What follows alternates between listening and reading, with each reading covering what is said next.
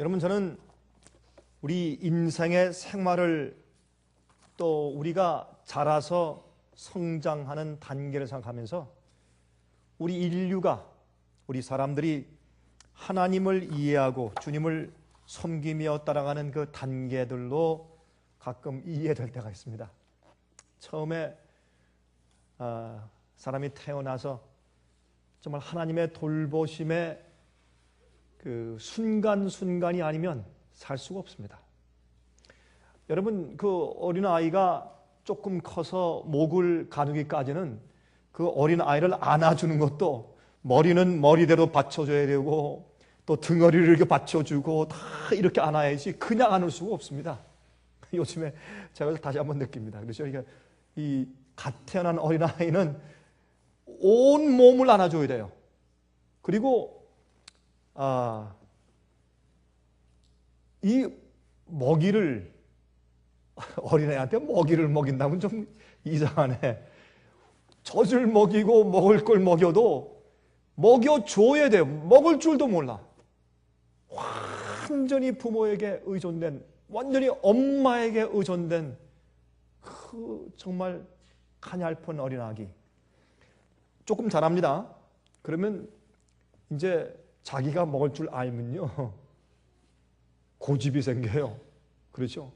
투정도 부리고 신경질도 부리고, 또 조금 더 자라면 이제 자기가 좀 뭘 안다고 생각되면 미운 3살, 미운 4살 그런 말이 있잖아요. 아주 얄미워요. 뺀질뺀질 말 안 듣고 말이죠. 자기가 세상에 제일 많이 아는 것 같아, 이 어린아이가. 도망다니고. 조금 자라면 이제 엄마 아빠의 권위 밑에서 순종합니다. 이렇게 하고 저렇게 하고, 그렇죠? 하나하나 따라다니면서 순종합니다. 그런데 사춘기가 되면 참 힘듭니다. 우리 인생들에도 사춘기가 있습니다. 우리 신앙에도 사춘기가 있어요. 우리 신앙 생활하는 단계도 하나님과 그러한 것 같습니다. 그래서 우리가 사실은 하나님을 경배하는데 온 마음과 뜻과 정성과 목숨과 힘을 다하여 주님을 사랑하고 경배하는 것이 아닙니다. 처음엔 무서워져 좀 하다가 나중에 조금만 머리가 크면 자기가 다 아는 것 같죠. 자기가 하나님 된 것 같아요. 그래서 거절하고 배반하고 자기 마음대로 하고, 성경에 그렇게 말씀했는데도 어떻게 해요? 자기 하고 싶은 대로 하고. 우리 어른들이지만 사춘기 가운데 있는 어른들이 참 많은 것 같아요. 가만히 보면 다 사춘기 같아요. 하나님께 대해서 삐지고 자기 마음대로 하고 도망다니고. 근데 나중에 성숙하면 어떻게 해요? 순종하는데 온 마음을 다해 순종하는데 다시 어린아이로 돌아가요. 어릴 때 엄마 아빠가 없으면 아무것도 할 수 없는 것 같은 그런 입장으로 돌아가요. 예수께서 말씀하기를 나는 내 하늘에 계신 내 아버지께서 내게 주시지 않는 어떤 말도 내가 할 수 없고 아버지께서 하라는 대로 내가 하고 산다. 그 예수님은 어린아이셨거든요. 어떤 의미에서 하나님 아버지의 품속에서 사신 완전한 어린아이처럼 아버지의 뜻대로만 사신 분으로 사셨습니다. 그 높으신 하나님이 이 땅에 오셔서 그런 모습을 보이셨는데 우리는 너무 어떤 의미에서 independent, 너무 독립적이에요. 우리 마음대로. 그렇죠? 가만히 생각하다가 하나님께서 말씀하신 단순한 말씀보다 내 뜻이 옳고 내 생각과 내 논리가 옳아요. 그렇죠? 다니면서 말이죠, 이 복음과 진리와 말씀으로 사람들을 설득시키는데 받는 사람들 많지만 안 받는 사람들은 말이죠, 그 머리에 뭐가 들어가는지, 돈이 들어갔는지 무슨 소리를 하고 뭘 가르쳐도 안 들어요.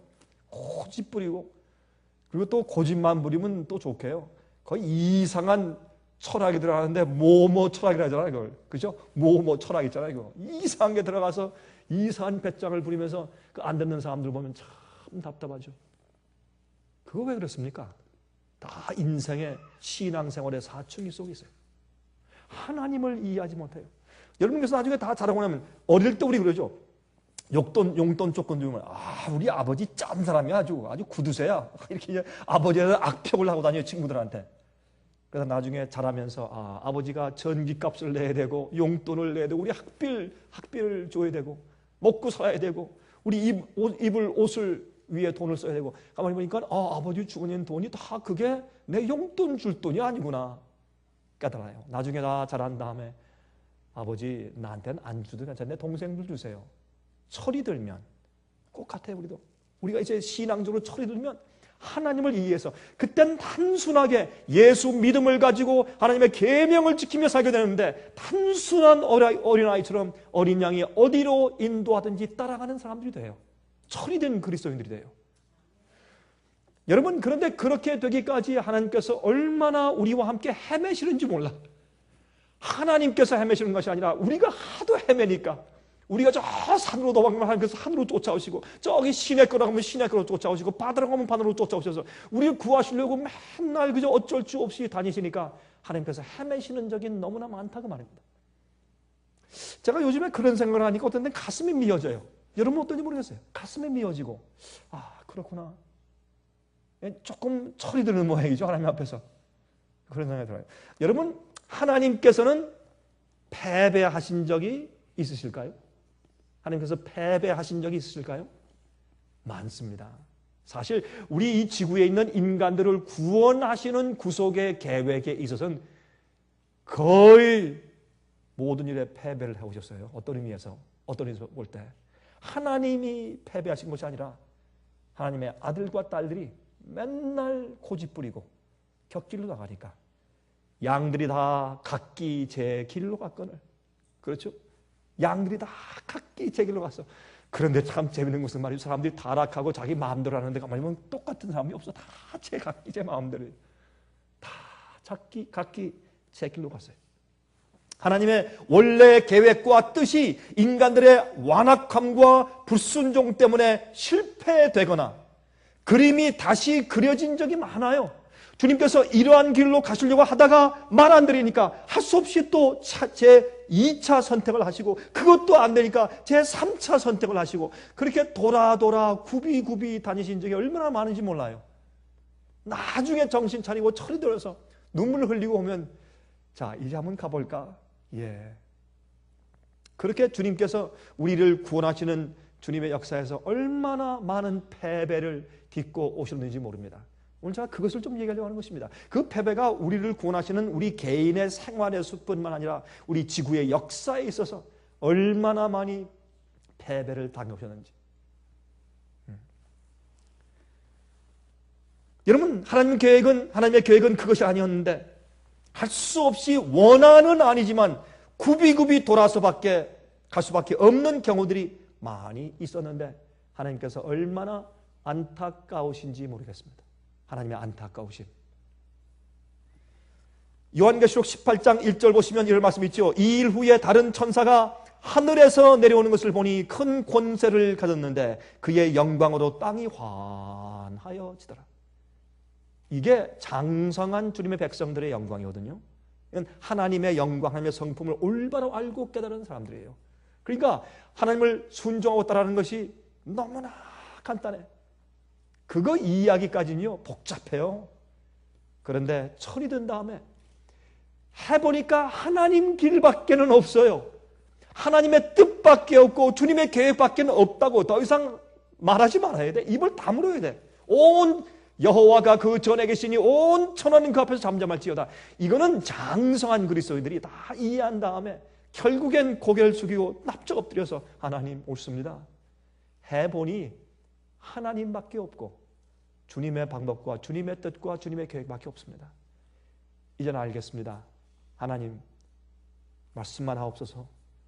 주의 종이 듣겠습니다. 그거는 장성한 그리스도인들이에요. 나중에 커서 하나님을 이해한 다음에 이제 순종이 무엇인지 예배가 온 마음과 뜻과 정성과 목숨과 힘을 다해서 목숨을 다해서 주님을 신뢰하고 예배 드리는 태도가 생기는 것입니다. 자, 그런데 여기 요한계시록 18장에 이제 주의 백성들의 영광 때문에 온 땅이 환해지는데 그 무슨 영광이요? 하나님의 품성을 아는 영광이요. 그런데 이것이 이미 이사야 63장 1절부터 4절 가운데 기록되어 있는 것을 빌려다가 요한계시록에 사용했어요. 우리 다 펴서 보십시다. 이사야서 60장입니다. 이사야서 60장 1절부터 4절까지 있는 말씀을 좀 펴서 보도록 하겠습니다. 이사야 60장입니다. 이사야 60장 1절부터 4절까지 있는 말씀을 좀 펴서 읽겠습니다. 일어나라 빛을 발하라 이는 내 빛이 이르렀고 여호와의 영광이 내 위에 임하였음이니라. 일어나라 빛을 발하라. 내 빛이 이르렀다. 무슨 빛? 여호와의 영광이 내 위에 임하였음이니라. 보라 어두움이 땅을 덮을 것이며 캄캄함이 만민을 가리우려니와. 하나님을 오해하고 주님의 뜻을 모르는 자기 각기 자기 마음대로 사는 고집 많은 사람들, 깜깜한 세상, 하나님을 모르고 주님의 뜻을 모르고 진리를 모르는 어둠이 세상을 꽉 찰 것이나 만민을 가리우려니와 오직 여호와께서 내 위에 임하실 것이며 그 영광이 내 위에 나타나리니. 주님을 아는 지식과 주님 아는 진리가 우리에게 이해되고 하나님의 품성과 주의 계획이 이해될 때, 그 빛이 우리 마음 가운데 들어올 때 그 영광이 내 위에 나타나리니 열왕은 내 빛으로 열왕은 비추는 내 광명으로 나아오리라. 이 세상이 주님의 백성들에게 나와요. 주님의 뜻을 계획을 단순히 알고 쫓아 순종하는 주의 백성들에게 세상이 나와요. 4절은 말합니다. 내 눈을 들어 사면을 보라. 무리가 다 모여 내게로 오느니라. 내 아들들은 원방에서 오겠고 내 딸들은 안기 올 것이라 그랬습니다. 우리 자식들이 돌아와요. 많은 경우에 자식들을 억압하고 율법주의적으로 억압하고 묶어서 그들을 순종하게 했고 하나님을 잘 나타내지 못했지만 이제 어떻게 해요? 정말 하나님의 영광의 빛을 알고 장성한 그리스도인 된 사람들, 부모들을 보고 누가 돌아와요? 자식들이 돌아와요. 아들, 딸들이 원방에서 안겨서 집으로 돌아와요. 탕자들이 돌아와요. 이제 저런 교회 내가 다시는 안 나간다 하던 교회에 하나님의 영광이 돌아오고 밝아지고 진리대로 살고 순종하는 장성한 그리스도인이 되고 참된 교회가 생길 때 그때 그 교회를 향해서 이 세상 이방 사람들이 우리 자식들이 돌아와요. 돌아오는 모습을 여기에 보는 것입니다. 여러분 아십니까? 이런 일들은 이미 벌써 과거에 이루어졌어야 했는데 이루어지지 않았단 말입니다. 왜 그렇습니까? 우리가 너무나 완악하고 반역해 왔기 때문에 그렇습니다. 주님의 뜻을 모르고 주님의 계획을 몰랐습니다. 드디어 철이 들면 그런 일이 생겨요. 그 하나님에 대한 경배가 올바라질 때. 여러분 보십시다. 하나님께서 이스라엘 백성들에게 왕을 주셨습니다. 왕. 하나님께서 우리에게 왕을 주셨는데 참 정말 그 장면 읽어보면 우리 가슴이 아픕니다. 어쩌면 그럴 수가 있었는가. 하나님의 능력과 하나님께서 직접 지시하시고 하나님께서 그 관심을 가지시고 우주의 하나님께서 이스라엘 백성들에게 직접 지시하신 신정정치의 특권을 얻고 있었는데 그들은 왕을 구했어요. 우리 그 말씀을 좀 보겠습니다. 사무엘상 8장 1절부터 22절을 읽겠습니다. 사무엘상 8장 1절부터 22절에 이런 말씀이 기록되어 있습니다. 여기에 이제 너희들이 왕을 구할 때 어떠한 불이익이 생길 것이고 어떤 문제가 생길 것인가 하는 것을 설명하셨어요. 이렇게 말씀하셨어요. 사무엘이 늙음에 그 아들들로 이스라엘 사사를 삼으니 장자의 이름은 요엘이요 차자의 이름은 아비야라. 그들이 부엘세바에서 사사가 되니라. 그 아들들이 그 아비의 행위를 따르지 아니하고 이를 따라서 뇌물을 취하고 판결을 굽게 하니라. 이스라엘 모든 장로가 모여 라마에 있는 사무엘에게 나아가서 그에게 이르되 보소서 당신은 늙고 당신의 아들들은 당신의 행위를 따르지 아니하니 열방과 같이 우리에게 왕을 세워 우리를 다스리게 하소서 한지라. 여기에 문제점이 좀 나오는데 사무엘의 아들들의 타락함 때문에 그래요. 하나님을 올바로 보고 주님께서 직접 다스리시는 경험을 사람들이 부인하고 이 세상을 따라가고 세상의 교육제도, 세상의 번연과 또한 세상의 지혜를 따라가는 것은 하나님의 지도자들의 타락 때문에 그런 것을 우리가 인정합니다. 교회의 잘못 때문에 그런 것을 우리가 인정합니다. 진리를 가진 사람들의 잘못 때문에 그런 것을 인정합니다. 하나님을 올바로 보이고 잘 나타내 보여야 할 사람들의 실패 때문에 그런 것을 우리가 압니다. 그러나 이론이 폐지하고 그들이 왕을 달라고 말합니다.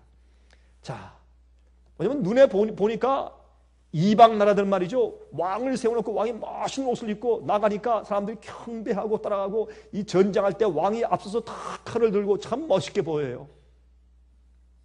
보이지 않는 하나님의 그 섭리와 능력을 경험하지 못하면 눈에 보이는 세상이 더 아름답고 멋있게 보이는 것이거든요. 그렇게 했습니다. 그때 6절 읽겠습니다. 우리에게 왕을 주어 우리를 다스리게 하라 한 그것을 사무엘이 기뻐하지 아니하여 여호와께 기도하며 여호와께서 사무엘에게 이르시되 백성이 내게 한 말을 다 들으라. 하나님께서 어떻게 해요? 이스라엘 백성들에게 왕을 주실 것을 주님께서 허용하셨어요. 원래 하나님께서 왕 제도를 원치 않으셨어요. 그것은 주님의 나라와 주님의 교회, 주님께서 그런 제도를 가지는 것은 주님의 원래 원한과 계획이 아니었습니다. 그러나 왕을 주라고 했어요. 왜? 할 수 없이 그들의 완악감 때문에 할 수 없이 그들을 따라서 돌아가시는 모습을 보는 것이에요. 만약에 이스라엘 백성들이 왕을 갖지 아니하고 하나님을 보이지 않는 하나님을 보이는 하나님처럼 그들이 믿고 따라가서 능력을 발휘했다면 벌써 예수께서 이 땅에 오시고 벌써 인간들은 하늘에 가 있었을 것이죠. 벌써 예수께서 이 땅에 이미 임했을 것이고 모든 예언이 다 성취되었을 것이며 물론 예언들이 있지만 그것은 주님께서 미리 완악한 인간의 그 타락함을 미리 아셔서 예언해 주신 것을 미리 아심으로 예언하신 것이죠. 그러나 만약 우리가 하나님을 순종하고 올바로 따라가고 살았더라면 이렇게까지 오래 죄의 역사가 지연될 필요가 없었겠죠. 이렇게 오랜 동안 고통이 이렇게 경험될 필요가 없었겠죠. 그렇죠? 여호와께서 사무엘에게 이르시되 백성이 내게 한 말을 다 들으라. 그들이 너를 버림이 아니요 나를 버려 자기들의 왕이 되지 못하게 함이니라. 이젠 보이지 않는 하나님은 더 이상 우리 왕이 아니라는 겁니다. 내가 그들을 애굽에서 인도하여 낸 날부터 오늘날까지 그들이 모든 행사로 나를 버리고 다른 신들을 섬김같이 내게도 그리하는도다. 그러므로 그들의 말을 듣되 너는 그들에게 엄히 경계하고 그들을 다스릴 왕의 제도를 알게 하라. 사무엘이 왕을 구하는 백성에게 여호와의 모든 말씀을 일러 가르되 이렇게 설명해요. 너희가 왕을 구하면 이러할 것이다. 너희를 다스릴 왕의 제도가 이러하니라. 그가 너희 아들들을 취하여 그 병거와 말을 어겁게 하리니 그들이 그 병거 앞에서 달릴 것이며 왕이 생기면 너희들이 왕한테 종이 돼야 돼. 그가 또 너희 아들들로 1000부장과 50부장을 삼을 것이며 자기 밭을 갈게 하고 자기 추수를 하게 할 것이며 자기 병거와 병거의 제구를 만들게 할 것이며 그가 또 너희 딸들을 취하여 향료 만드는 자와 요리하는 자와 떡 굽는 자를 삼을 것이며 그가 또 너희 밭과 포도원과 감람원에 제일 좋은 것을 취하여 자기 신하들에게 줄 것이며 그가 또 너희 곡식과 포도원 소산의 11조를 취하여 자기 관리와 신하들에게 줄 것이며 그가 또 너희 노비와 가장 아름다운 소년과 나귀들을 취하여 자기 일을 시킬 것이며 너희 양떼 10분의 1을 취하리니 너희가 그 종이 될 것이라. 그날에 너희가 너희 택한 왕을 인하여 부르짖을 때 그날에 여호와께서 너희에게 응답지 아니하시리라. 너희가 왕을 원하지만 너희가 You don't know what you're asking for. 너 지금 몰라서 그러는 거야. 그래도 좋습니다. 그래 가져 이렇게 하신 것입니다. 19절 백성이 사무엘의 말 듣기를 거절하여 가로되 아니로소이다. 우리도 우리 왕이 있어야 하리니 우리도 열방과 같이 되어 참 재미있죠. 열방 이방과 같이 되어서 우리 왕이 우리를 다스리며 우리 앞에 나가서 우리의 싸움을 싸워야 할 것입니다. 사무엘이 백성의 모든 말을 듣고 여호와께 구하며 여호와께서 사무엘에게 이르시되 그들의 말을 들어 왕을 세우라 하시니 사무엘이 이스라엘 사람들에게 이르되 너희는 각기 성읍으로 돌아가라 하니라. 하나님께서 제일 처음에 왕을 사울을 세우시죠. 그렇죠? 나중에 다윗을 세우시고 하나님께서는 그것을 원래 원한으로 계획하신 것은 아니지만은 그러나 굽이 돌아가시는 하나님의 안타까우심을 우리가 이 역사 가운데서 보는 것입니다. 그래도 버리시지 않으신 하나님. 저는요 여러분 열왕기상하 역대상하 읽으면 어떤 때는 좀 지겨운 것 같죠. 똑같은 얘기만 하지 역사 뭐 산당을 세우고 또 깨트리고 또 싸우고 무슨 왕이 배반하고 이런 역사. 그러나 그 역사를 보면서 우리가 누굴 봅니까? 그러한 인간들도 주님께서 따라 붙어서 구원하시는 하나님의 인내 오래 참으심. 그래도 아브라함의 약속을 기억하시고 이삭과 야곱의 언약을 기억하시고 그들을 통해서 언약의 메시아가 태어나게 하시고 이 세상의 구속의 계획을 완성시키기 위해서 끝까지 당신 백성들 곁에 계신 하나님, 참 우리 가슴 속에 하나님의 형상을 더 깊이 새기게 만들죠. 그런 말씀들은 그래서 호세아 13장 11절에 말씀하기를 내가 분노함으로 내게 왕을 주고 진노함으로 패하였노라. 내가 분노함으로 내가 좋아서 왕을 줬느냐 아느냐, 분노함으로 왕을 주었다, 그렇게 말씀하셨어요. 여러분, 만일 이스라엘의 왕 제도가 없이 그들이 하나님을 순종하며 신정주의가 계속되었더라면 이 세상의 그 이후에 어떻게 되었을까요? 온 세상이 그 영광의 빛으로 나왔을 것이고 그 모범을 받아서 여호와 하나님을 다 두려워하고 세상 역사가 빨리 끝났을 것 아닙니까? 예? 여러분, 출애굽기 21장 읽지 않겠습니다만 7절부터 11절 보면, 거기 보면 어떻게 해요? 예? 내 딸을 할 수 없이 다른 사람한테 노예로 팔았으면 가난하니까. 옛날에 그런 적이 많이 있었어요. 그랬을 때 그 딸이 가가지고 그 상전의 아들과 결혼한 다음에 상전의 아들이 또 다른 부인을 또 얻었다. 그랬을 때 그때 그 딸에게 먹을 것과 입을 것과 거할 곳을 주고, 예? 침소를 거절하지 아니하면 그냥 살아라. 그것을 거절하면 해줄 수 있는 그런 이유가 된다. 여기 하나님께서 일부 다처제를 하나님께서 주신 뜻이 아니었습니다. 물론 아니죠. 그러나 인간의 원악함 때문에 돌아가신 것입니다. 주님께서 일부 다처제를 그렇게 하라고 계획하신 것이 아니라 그래도 어떻게 해요? 그래도 하나님께서 돌아가시는 모습을 우리가 여기서 보는 것입니다. 자, 여러분, 출애굽 이후에 시인의 산에서 죄의 역사가 훨씬 빨리 끝날 수가 있었을 것입니다. 여러분, 무슨 말인지 이해되십니까? 이스라엘 백성들이 출애굽에서 나온 다음에 주님을 이해하고 주의 능력을 받아들이고 이해한 다음에 전적으로 주님을 순종하고 개혁하고 주님의 뜻대로 다 행하고 그렇게 했으면 아마 온 세상이 그들을 두려워해서 온 세상이 여호와를 아는 지식으로 금방 충만했을 것이요, 세상이 금방 끝났을 것입니다. 이렇게 오래 계속될 필요가 없는 것입니다. 아마 성경 예언도 그렇게 쓰여지지 않았겠죠. 여러분, 주님께서 십계명을 주신 이유는 우리 인간 속에 있는 그 완악함과 죄의 성질을 깨닫게 해서, 여러분, 우리에게 낙심케 하기 위해서요? 아니에요. 십계명을 준 다음에 주님, 우리 하려고 했는데 할 수가 없습니다. 할 능력이 없습니다. 그래, 뭘 주셨어요? 성소제를 주었어요. 다시 말해서 우리 인간들이, 우리가 어떻게 해요? 주님의 법도가 없으면 우리 마음속에 완악함과 죄를 깨달을 길이 없어요. 그러니까 죄를 깨달은 다음에 어떻게 해요? 그럼 이거 어떻게 하면 좋겠습니까? 우리 다 멸망입니까? 할 때 내가 그 문제를 해결할 길도 있고 능력도 주겠다라고 해서 성소제를 주셨어요. 그러므로 여러분, 이것은 다 주님의 마련인데, 그렇게 했을 때 그들이 구원을 사모하게 되게 하기 위해서 주님께서 계명을 주신 것이에요. 그 다음에 성소제를 주신 것이에요. 여러분, 십계명이 우리의 구원의 목표가 아니에요. 십계명은 기초예요. 그렇죠? 십계명을 기초로 해서 우리의 성품을 더 아름답고 더 높게 쌓아가는 것이죠. 교통법규, 그게 우리의 교통 질서의 목표에 아니에요. 기초예요. 예? 교통법규는 그저 우리가 살아야 할 기초고, 거기에서 뭐를 쌓아가요? 우리 성품, 어떤 성품? 다른 운전자들에게 어떻게 해요? 우리가 양보하고 그들을 존중하는 그런 태도를 배우고 하고 배려하는 운전을 하게 하기 위해서 기본적인 교통법규가 있는 것이죠. 십계명의 기본하에 그 이후에 생각으로라도 범죄치 않는 예수님의 표준을 우리 마음 가운데 일으켜야죠. 그렇죠?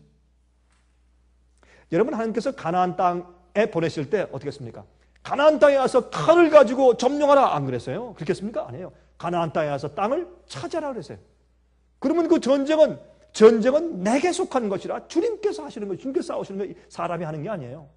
여러분, 그 가나안 땅에 와서 어린 아이까지 죽여라 막 이러니까 지금 그게 뭐예요? 다 전쟁하고 각 나라에서 방어하고 군대를 갖다 만들고 폭탄을 만들고 말이죠. 무기를 가지고 강해지는 것이 가장 최선의 방어다, 이렇게 하고. 예? 그리고 총을 가지고 내 방은 우리가 한다, 이런 것들을 구약시대에 있는 이스라엘 백성들의 전쟁에 비유해서 그렇게 정당화하지 않습니까? 그것은 하나님의 계획과 원래 뜻이 전혀 아니었습니다. 여호사밧 왕 때 미디안 군대가 쳐들어왔을 때 어떻게 했습니까? 동방 사람들이 쳐들어왔을 때 어떻게 했습니까? 앞에 찬양대를 만들어서 옷을 하얗게 입히고 나가서 그때 찬송을 부르며 나가니까 자기들이 스스로 다 죽었어요. 자기들끼리 쳐서 다 죽어버려 패했죠. 그게 원한이에요. 그들은 창 하나, 칼 하나 들 필요가 전혀 없었어요. 전쟁은 여호와께 속한 것이었어요. 바다를 갈라서 말이죠. 그 애굽 군대가 쳐들어와서 그 물속에 묻혀버리게 하신 하나님께서 이스라엘 백성의 창끝과 활과 칼 때문에 승리하시고 이건 말이 안 되는 얘기입니다. 그러나 이스라엘 백성은 그것을 이해하지 못했습니다. 그래서 그들이 전쟁을 했어야 됩니다. 그래서 그들은 어린 아이와 양까지 다 죽였어야 합니다. 그러므로 주님의 심판을 배우게 하시고 그들은 하나님께서 역사하시고 그들은 가만히 있는 것을 두려워하고 참을 수가 없었어요. 그래서 너희가 해라 이렇게 하신 것이에요. 그래서 가나안 백성을 다 죽인 거예요. 물론 그들의 그 우상 숭배의 결과가 무엇인지를 끔찍한 것을 보게 하신 것도 사실이나 사실은 그들은 자기들이 가서 정복했어야 돼요. 그때 그들이 믿음이 없기 때문에 칼을 갈고 이 훈련을 해서 태권도를 배워가지고 가서 이렇게 해야지 되는 것이 그들의 원한이니까 그거 안 하면 안 된 줄 아니까 그들의 아는 그 수준 낮은 대로 그들과 함께해서 그래도 주님의 언약을 이루시는 주님의 안타까움을 생각해 보세요. 예? 전쟁할 필요가 사실 없었어요. 사실은. 여러분 그래 한번 해봐라. 그럼 너희 전쟁할 때 너희가 이기게는 내가 해주마. 이렇게 하신 것이죠. 사실은 사람을 죽이고 칼 쓸 필요가 사실은 없었어요. 그게 원한이었습니다. 참 그저 여호사밧 왕 때 모압과 암몬이죠. 그렇죠? 모압과 암몬이 쳐들어왔을 때 이제 그런 일이 있었습니다. 여러분 유대 교회의 지도자들은 고난의 메시아를 기대하지 않았습니다. 그렇죠?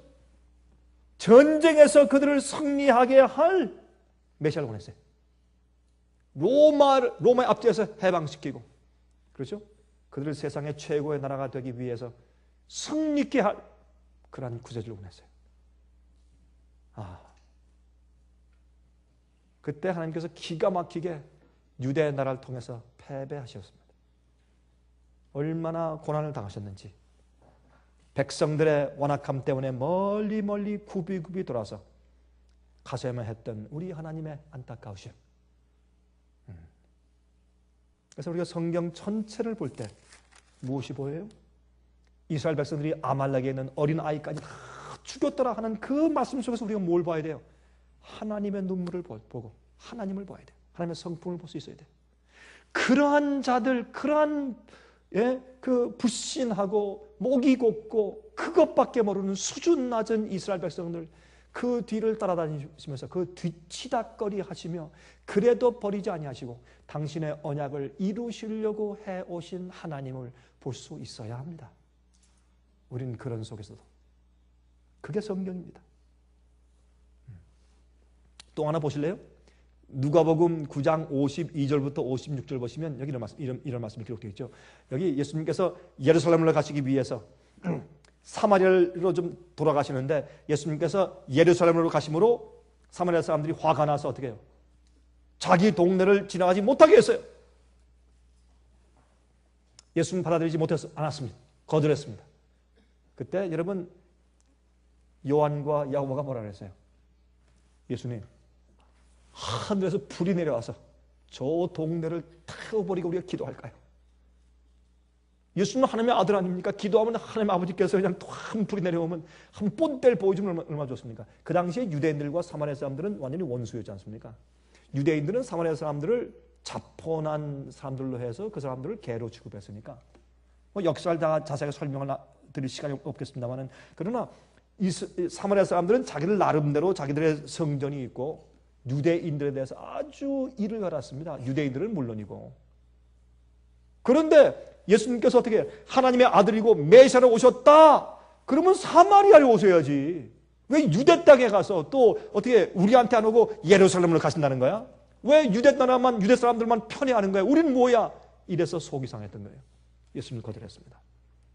근데 더 기가 막힌 것은 야고보와 요한이 예수님의 제자입니다. 어떻게 했습니까? 예수님의 품성을 이해하지 못하고 하나님 불을 내립시다. 그러면 주님의 전도가 더 빨리 신속히 이룰 것이니까 불을 내립시다. 여러분 그게 무슨 말인지 아십니까? 엘리야가 갈멜산 위에서 기도할 때 불이 내려왔어요. 그럼 뭐예요? 누가 옳은지 전쟁에서 이겼단 말이에요. 그런 뜻이거든요. 사만에서 저 사람들은 저 완전히 개고 완이 이방인들이고 우리가 참이라는 것을 알리기 위해서 불을 내립시다. 그런 다음에 어떻게 해요? 사마리아 사람들 전부 다 데리고 어디 기드론 시내가로 내려가서 다 바알의 선절 칼로 다 쳐 죽인 것 좀 쳐 죽입시다. 그런 얘기예요. 얼마나 끔찍한 얘기인 줄 아세요? 그게 불을 내리고 합시다. 그런 뜻이었어요. 갈멜산에서 바알의 선지자 붙잡아 다 죽인 것 좀 죽입시다. 이런 뜻이었어요. 예수님께서 너무나 기가 막혀서 예수께서 돌아보시며 아마 그걸요 어떻게 표현할까? 이렇게 아마 예수님께서 이렇게 가시다가 그 얘기를 들으시고 너무 기가 막히시니까 잠깐 섰다가 돌이켜서 가만히 보시고 한 1분 동안 쳐다보실 거예요. 예수님께서 그렇게 표현은 하지만 1분 동안 가만히 야고보, 요한, 또 베드로, 시몬 다른 사람들 똑같이 말 잘했다. 내가 할 말 네가 했다. 잘했다. 다 기다리고 있을 때 예수님께서 12명 얼굴 가만히 보시면서 너무나 기가 막히시니까 꾸짖으시며 말씀하셨어요. 너희들 정신 나갔니? 너희 정말 정신 나갔나? 그걸 말이라고 하느냐? 아마 너무 기가 막혀서 그렇게 말씀하셨겠죠. 그리고 꾸짖으시고 말씀하기를 우리 다른 촌으로 돌아가자. 하나님은요, 우리 인류를 구속하실 때 실패한 적이 많으세요. 많이 실패하시고.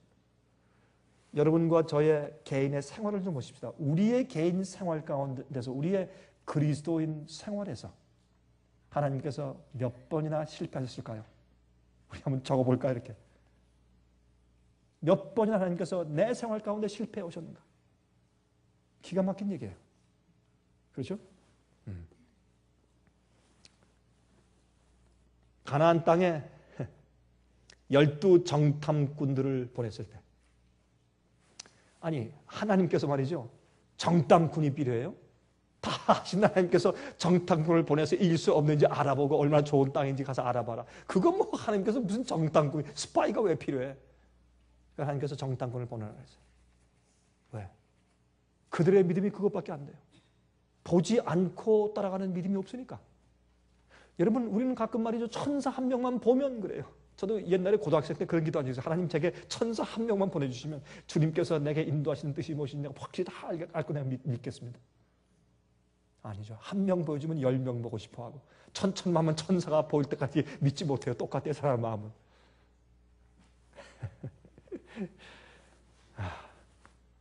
이제 12 정탐꾼을 보냈습니다. 하나님께서 뭐 그들의 믿음이 그것밖에 안 되니 그래 보내라. 보냈습니다. 10명이 돌아와서 뭐라 했어요? 안 된다. 가니까 우리가 다 거인과 구린 그 앞에다 메뚜기다. 안 된다. 하나님께서 할 수 없이 어떻게 해요? 그 불실한 열 정탐꾼 때문에 그 백성들을 광야로 돌아가서 여러분 생각해 보세요. 홍해를 건너는 기적을 통해서 열장을 통해서 홍해를 건너서 그 다음에 이 기가 막힌 기적들을 통해서 여기까지 인도했는데 40년 동안 광야로 돌게. 그럼 뭐하러 홍해를 지나서 건너게 하셨냐 말이에요. 처음에 뭐하러 하셨어요? 그러면 40년 있다가 하시지. 이렇게 답답하신 분이 하나님이세요. 하나님의 이 세상에 대한 실패와 우리 개인의 생활의 실패는 우리 마음 가운데 슬픈 마음과 정말 회개하는 심령을 일으켜야 합니다.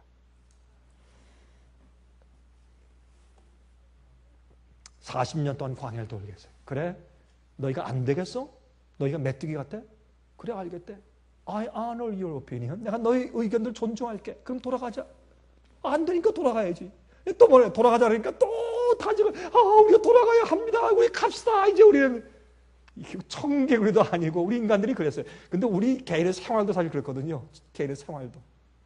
하나님이 안 보이는 하나님을 섬기니까.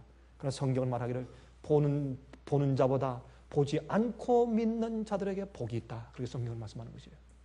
그래서 보지 않고 믿는 특권이 얼마나 큰지 몰라요. 어떤 의미에서. 또 한번 보실래요? 만나를 실컷 주니까 나중에 만나가 지겹대. 하늘에 내려온 그 양식이 지겨우면 그러면 뭘 먹겠어요? 뭘 먹어야 돼요 그러면? 네? 그거 지겹다 그랬어.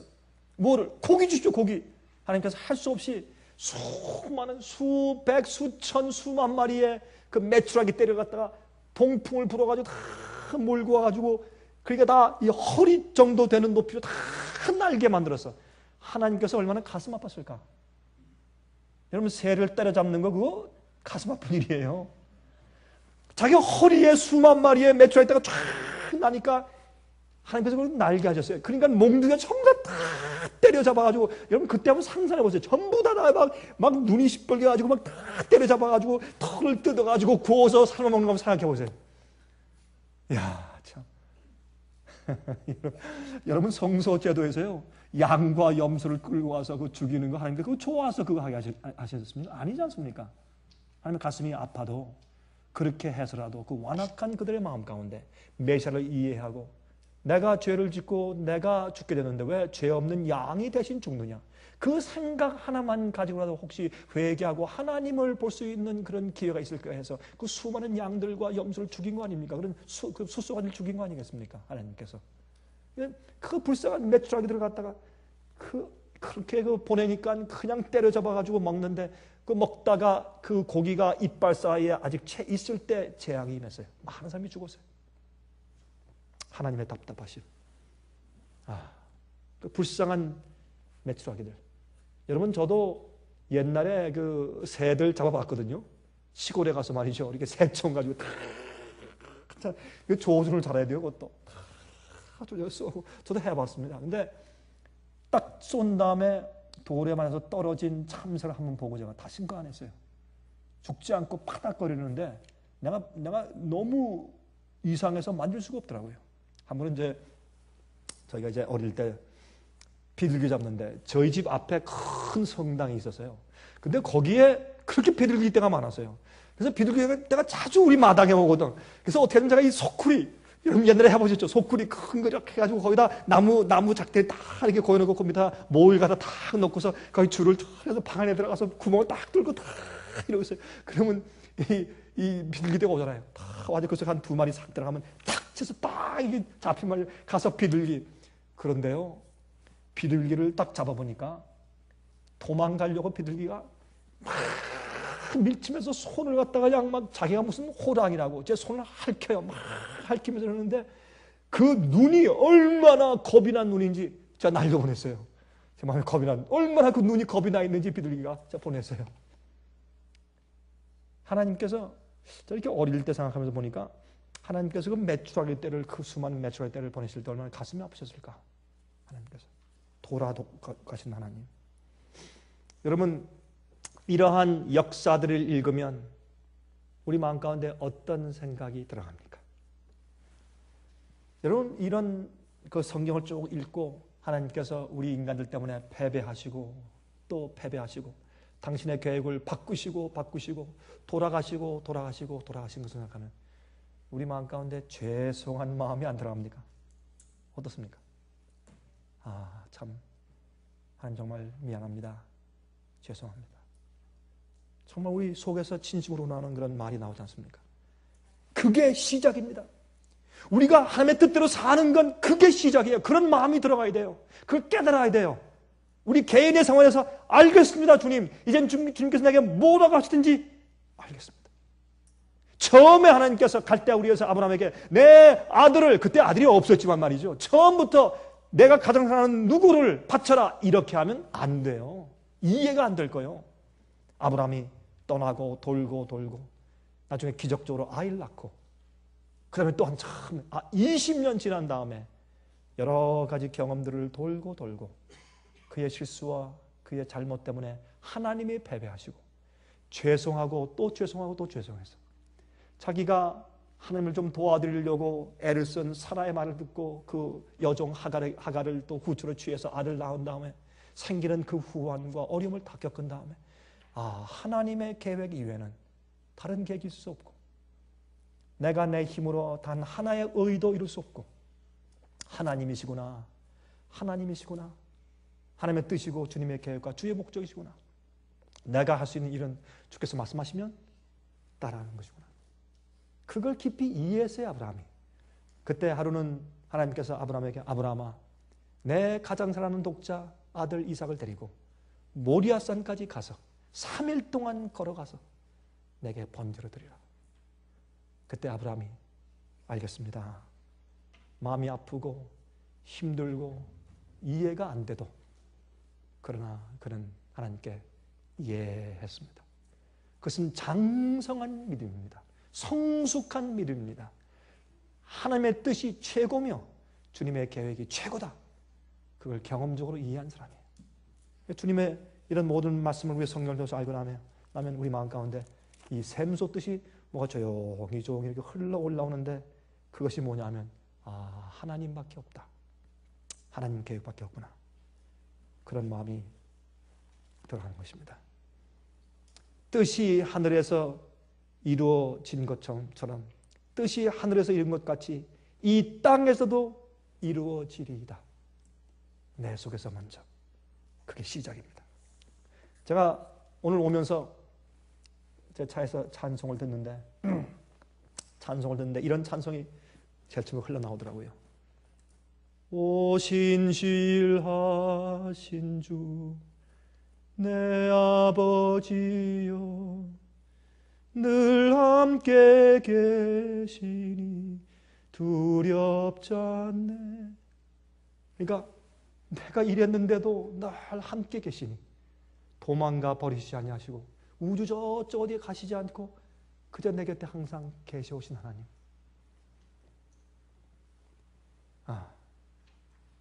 그 사랑 변찮고 날 지키시며 어제나 오늘이 한결같네. 오 신실하신 주, 오 신실하신 주, 날마다 자비를 베푸시며 일용할 모든 것 내려주시니 오 신실하신 주, 나의 구주. 얼마 제가 감화가 되는지 끝난 다음에 그걸 또 틀었어요. CD지만은 처음에 1번으로 또 돌아가게, 또 듣고 제가 또 돌아가요. 얼마나 감동적인지. 여러분 정말 그렇지 않습니까? 신실하신 주. 우리가 지금 이 세상에 당하고 있는 모든 불이익은 우리가 불순종한 까닭이요, 우리가 잘못된 모든 것은 우리의 불순종 때문이요, 주께서 우리에게 주시고 말씀하신 모든 말씀들을 하지 않기 때문이요. 그것이 이유예요. 주님께서 참고 나중에 우리가 하다 안 돼서 납작 엎드려서 주님 결국 주께서 말씀하신 대로 사는 길밖에 없습니다 라고 돌아올 때 우리가 성숙한 그리스도인 되죠. 그 다음부터 변명이 없어요. 말이 없어요. 말씀하시면 알겠습니다. 말씀하옵소서 주의 종이 듣겠습니다. 마음이 들어가는 것입니다.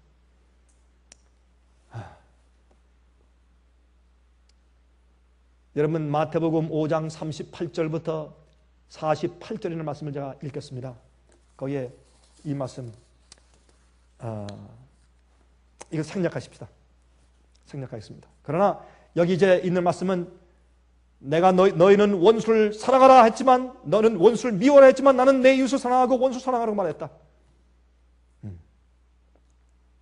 내가 의인이나 불의한 자에게 햇빛과 비를 골고루 주는 것처럼 그러므로 하늘에 계신 너희 아버지의 온전하신 것 같이 너희도 온전하라. 그렇게 말씀했어요. 하나님의 뜻이 최고예요. 주님의 계명을 지키는 것이 최고예요. 그래서 전도서 12장 끝절에 말씀하기를 일의 결국을 다 들었으니 사람의 본분은 무엇이라고요? 하나님을 경외하고 그의 계명을 지키는 것이라. 그것밖에 우리가 할 수 있는 것이 없다. 이 세상을 계획하시고 이끌어가시고 이루시고 구원하시는 모든 것은 하나님이시기 때문에 여러분과 제가 할 일은 무엇인 줄 아십니까? 계시하신 말씀을 순종하며 어린 양이 어디로 인도하든지 따라가는 것입니다. 어떤 때 주의 말씀과 명령과 분부가 이해가 안 될지라도 해서 따라 나가 보면 점점 이해되는 것입니다. 이것이 우리에게 얼마나 중요한 것인지 모릅니다. 하나님의 뜻은 그래서 너무나 많이 실패되어 왔고 좌절되어 왔습니다. 여러분 하나님의 뜻이 이미 나타나고 기록되어 있는데도 불구하고 우리의 완악함 때문에 아직도 죄와 세상이 끝나지 않고 있습니다. 여러분 그래서 우리는 오늘부터 이렇게 시작할 수 있습니다. 오늘 나를 향한 하나님 아버지의 뜻이 무엇이냐? 주님께서 오늘 내가 어떻게 살고 무엇하길 주님께서 원하시는가? 이대로 살기를 오늘부터 우리가 시작해야 합니다. 과거에 우리가 얼마 동안 10년, 20년, 30년, 40년 동안 실패하고 잘못했든지 나 때문에 주님께서 하나님께서 얼마나 많이 실패해 오셨는지를 불가하고 오늘부터 그것 때문에 내 마음 가운데 정말 죄송한 마음이 올라와서 주님께서 원래 원한이 그런 것이 아니었구나. 내가 자꾸 실패하고 내가 완악하고 내가 불순종하니까 주님께서 자꾸 돌아가신 것이구나. 어떤 때는 말이죠. 우리가요 참 이기적으로 믿거든요. 하나님을. 그래서요 어떻게 해요? 요나가 욥바로 가니까 마침 배가 있더라. 봐라. 내가 이게 저기 어디에요? 다시스로 안 가고 도망가는 것이 보라 주님의 뜻이지. 그 옛날 테스트한 것이지. 보라 어떻게 이렇게 6개월마다 한 번씩 가는 배가 마침 딱 있어. 그리고 탔어요. 사람은 다 그래요. 하나님을 아는 자들이 일어날 것입니다. 호세아 6장 6절입니다. 나는 인애를 원하고 제사를 원치 아니하며 번제보다 하나님을 아는 것을 원하노라. 요한일서 4장 6절. 우리는 하나님께 속하였으니 하나님을 아는 자는 우리의 말을 듣고 하나님께 속하지 아니한 자는 우리의 말을 듣지 아니하나니 진리의 영과 미혹의 영을 이로써 아느니라. 하나님을 아는 자는 우리의 말을 듣고 하나님을 아는 자들이 진리를 알고 그 말씀을 순종하게 되어 있어요. 이 말씀만 읽고 마칩니다. 이사야 11장 6절부터 9절입니다. 귀한 말씀이에요. 이 말씀 잘 들어보세요. 이사야 11장 6절부터 9절에 다음과 같이 말씀했어요. 그때에 이리가 어린 양과 함께 거하며 표범이 어린 염소와 함께 누우며 송아지와 어린 사자가 살찐 짐승이 함께 있어 어린 아이에게 끌리며 염소와 곰이 함께 먹으며 그것들의 새끼가 함께 엎드리며 사자가 소처럼 풀을 먹을 것이며. 여러분, 사자가 원래 짐승 뜯어먹는 동물로 창조된 게 아닙니다. 이거 보니까 회복된 다음에 사자가 풀을 뜯어먹네요. 사자가 소처럼 풀을 먹을 것이며 젖먹는 아이가 독사의 구멍에서 장난하며 젖된 어린아이가 독사의 굴에 손을 넣을 것이라. 나의 거룩한 산 모든 곳에서 해됨도 없고 상함도 없을 것이니 이는 그 이유는 여기는 새하늘과 새 땅 회복된 땅을 이렇게 표현합니다. 이것이 왜 이런 세상이 생기냐 말이에요. 왜 그 이유가 어디냐 말이에요. 이는 그 이유는 물이 바다를 덮음같이 바다에 가보면 물이 항상 넘치는 것처럼 아무리 가뭄이 있어도 바다에는 물이 항상 넘치는 것처럼 여호와를 아는 지식이 하나님을 아는 지식이 그래서 주님의 말씀대로 사는 그 장성함이 충만한 여호와를 아는 지식이 세상에 충만할 것입니다. 하나님 여호와를 아는 지식이 충만하고 우리 마음속에 충만하기 때문에 그것은 어디라고요? 새 하늘과 새 땅이고 거기에는 사망과 해됨이 없다. 해되고 상하게 하는 것이 더 이상 없다. 이런 일이 벌써 이루어졌어야 할 터인데 우리가 너무나 오래 굽이 돈 것 같습니다. 여러분 아십니까? 요즘에 미국이 어떤 상태로 돌아가는지 아십니까? 미국은 사회주의 혁명이 일어나고 있습니다. 여러분 아십니까? 눈을 떠서 보십시오. 이거는 지금 미국을 다스리는 사람들 주위에 사회주의 혁명의 사상을 가진 사람들이 점철되어 있어요. 지금 미국은 사회주의 혁명을 일으키고 있는 중입니다. 1917년도에 공산주의 혁명 러시아에서 볼셰비키 혁명이 일어났습니다. 지금 칼과 창이 아닌 사상적이고 미국에 있는 법 조항들이 바뀌고 은행의 조항들이 바뀌는 사회주의 새로운 혁명이 생기고 있습니다. 그것은 짐승의 표를 가능하게 할 것입니다. 독재를 위한 무대를 만들 것입니다. 가난한 사람들과 평민들을 중심으로 해서 제도가 이루어지는 것입니다. 여러분 아십니까? 이것은 우리를 깨어나게 할 굉장히 중요한 예언의 성취입니다. 하나님을 아는 사람들, 더 이상 자기 생활에서 세상에서 주님께서 실패치 않도록 준비된 백성을 통해서 주님께서 새 왕국을 건설하실 것입니다. 우리의 삶에서 매일매일 주님께서 더 이상 실패치 않으시기를 간절히 바랍니다.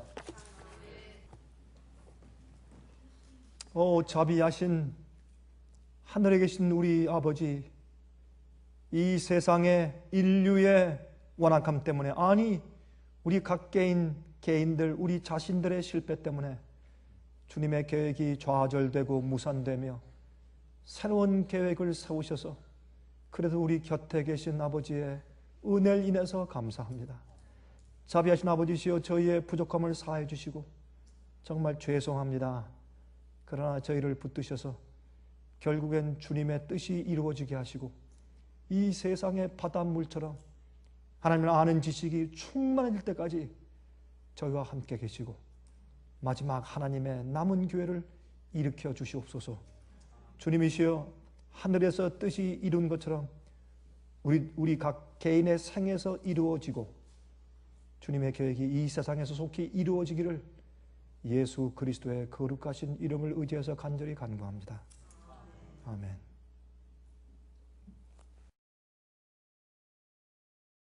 은혜 많이 받으셨습니까? 지금까지 들으신 이 생애의 빛 예배 설교는 개인의 신앙 부흥이나 소규모 그룹 예배를 위하여 DVD와 CD로 제작되어 보급되고 있습니다. 생애의 빛 예배 설교 DVD 및 CD를 원하시는 분들은 877-704-1004번으로 전화해 주시기 바랍니다.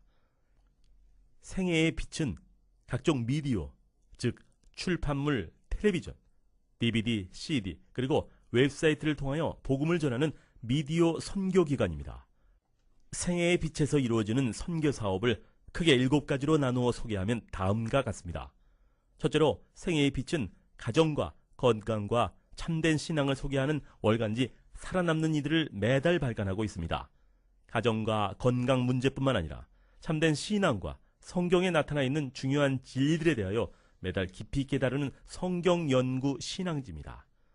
둘째로 생애의 빛은 미국의 주요 도시에서 텔레비전 선교 방송을 하고 있습니다. 많은 분들은 생애의 빛 선교 방송을 통하여 복음을 발견하고 새로운 생애를 살아가고 있습니다. 셋째로 생애의 빛에서는 우편통신을 통하여 평신도들의 성경 연구를 도와드리는 성경통신학교를 운영하고 있습니다. 성경에 나타나 있는 중요한 문제들에 대하여 체계 있게 공부하기를 원하시는 분들은 성경 연구 단기 코스와 계시록을 통한 성경 교리 연구, 또한 다니엘서 예언 연구를 신청하시기 바랍니다. 교재 및 모든 비용이 무료인 생애의 빛 성경 연구 과정을 통하여 복음과 예언 문제를 가장 쉽고 체계 있게 공부하시기 바랍니다. 넷째로 생애의 빛은 예언 연구를 위하여 특별하게 제작된 DVD 시리즈를 나누어 드리고 있습니다. 성경 구약과 신약의 대표적 예언서인 다니엘서와 요한계시록을 처음부터 마지막까지 자세하게 해설해 드리는 예언 연구 DVD 시리즈를 통하여 많은 분들이 성경과 미래에 대한 새로운 시야를 가지고 살아가게 되었습니다. 마지막 시대의 복음과 비밀이 담겨져 있는 다니엘과 요한계시록 DVD 시리즈를 신청하셔서 새로운 영적 부흥을 체험하시기 바랍니다. 다섯째로 생애의 빛은 강병국 목사님의 예배 설교가 담겨져 있는 DVD와 CD를 원하는 모든 그리스도인들에게 나누어 드리고 있습니다. 매주 생애의 빛 예배 설교 DVD 및 CD를 받기 원하시는 분들은 생애의 빛으로 연락하여 신청해 주시기 바랍니다. 여섯째로 저희 생애의 빛 선교센터는 성경 신구약의 모든 진리를 요약하여 주제별로 만든 성경으로 돌아가는 길잡이 소책자 시리즈와 성경 말씀에 대한 이해와 영적 분별력을 환하게 밝혀줄 빛으로 인도하는 길잡이 소책자 시리즈를 만들어 놓았습니다. 이 두 가지 소책자 시리즈는 오류가 난무하는 혼돈스러운 세상에서 여러분들을 정확한 하나님의 말씀의 길로 안내해 드릴 것입니다. 이 소책자를 신청하시려면 생애의 빛 뉴욕 지부로 신청해야 하는데 뉴욕 지부의 전화번호는 888-881-1004 888-881-1004번입니다. 끝으로 생애의 빛 선교 사업에 대해서 좀 더 자세하게 알기 원하시는 분들은 웹사이트 www.sostv.net을 방문하시기 바랍니다. 생애의 빛 웹사이트에는 지금까지 나온 모든 월간지와 DVD, 텔레비전 방송물들을 누구나 무료로 보실 수 있도록 준비되어 있습니다. 지금까지 소개해드린 생애의 빛 선교 교재들 중에서 원하시는 책자나 DVD가 있으시면 무료 전화 877-704-1004 877-704-1004번으로 신청하여 주시기 바랍니다. 미국 동부 시간으로 월요일부터 금요일까지 9시에서 5시 사이에 전화해 주시기 바랍니다. 그럼 다음 시간까지 안녕히 계십시오.